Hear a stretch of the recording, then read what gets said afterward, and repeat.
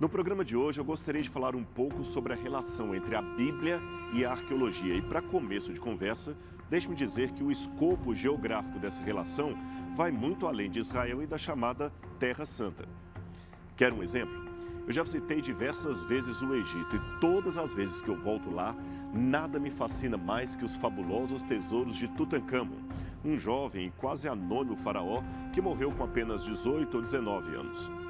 Os artefatos encontrados em sua tumba encantam visitantes do mundo inteiro que chegam ao Cairo para ver a sua coleção. A sua famosa máscara mortuária sozinha pesa 11 quilos de ouro puro, 24 quilates.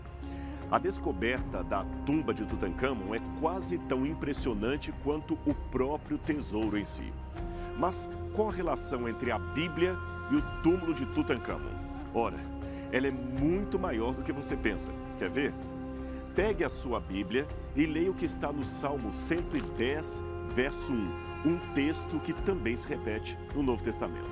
Ali diz: Disse o Senhor ao meu Senhor, assenta-te à minha mão direita, até que eu ponha os teus inimigos por escabelo dos teus pés.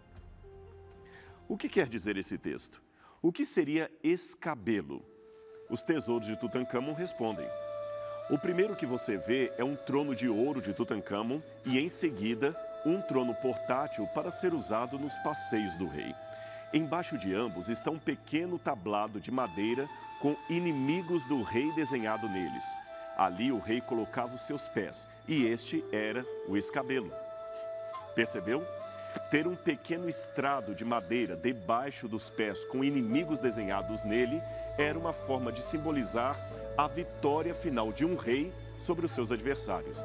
Esse quadro esclarece em muito a imagem que está por detrás do Salmo 110. E é também isto que está em Hebreus, capítulo 10, versículo 13. Aguardando daí em diante até que seus inimigos sejam submetidos por estrado de seus pés. Esse mesmo elemento cultural pode ser visto nas roupas do rei. Veja essas sandálias que o faraó usava e que estão muito bem preservadas. Em ambas é possível ver a figura de um núbio e de um assírio, ambos inimigos de faraó. O fato de Tutancâmon andar pisando nestas imagens denota mais uma vez a vitória final que teve sobre eles. Uma imagem que ilustra muito outras importantes passagens da Bíblia. Quer ver? E o Deus da paz esmagará em breve Satanás debaixo dos vossos pés. A graça de nosso Senhor Jesus Cristo seja convosco. Romanos 16, verso 20. Eis que vos dou poder para pisar serpentes e escorpiões e toda a força do inimigo, e nada vos fará dano algum. Lucas 10, 19. E pisareis os inimigos, porque se farão cinza debaixo das plantas de vossos pés, naquele dia que eu farei, diz o Senhor dos Exércitos. Malaquias 4, verso 3. Quer mais um exemplo do tesouro de Tutancâmon? Então lá vai. Esta peça em marfim que você está vendo era um descanso de cabeça real usado nos momentos de sono do faraó. Eu sei que você deve estar pensando e eu concordo. Era um travesseiro bastante desconfortável. Ele ficava aqui embaixo da nuca e deveria provocar muito torcicolo no rei. Mas o que interessa é o motivo de uso desse objeto. É que alguns desses travesseiros reais tinham inscrições hieroglíficas que pediam aos deuses bons sonhos para o faraó.